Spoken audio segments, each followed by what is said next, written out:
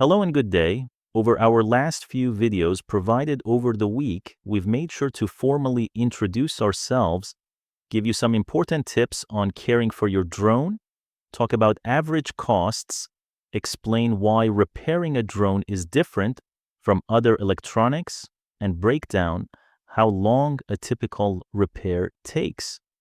Now, looking at your initial inquiry, we realized we don't actually have any details about your setup yet. There was no mention of the brand, the model, or what might be acting up.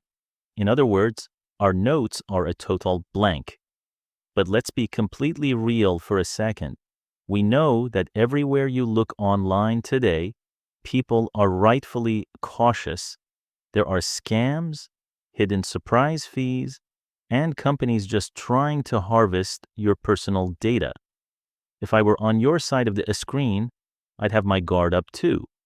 So I want to take all the pressure off. Right now, we aren't asking for your home address or any private contact details. All we're asking is, do you currently have a drone sitting around? And if so, is it a DJI? That's what our team specializes in. Since you originally reached out about a potential repair, we just want to ask two quick things to see how we can help. What drone model do you have? What is the issue or problem you're noticing? Without that basic info, there's no way for us to give you a clear answer. Our team genuinely loves these machines, and we know how frustrating it is when a piece of gear, whether it's for your business, your photography, or your weekend hobby, is stuck sitting on a shelf.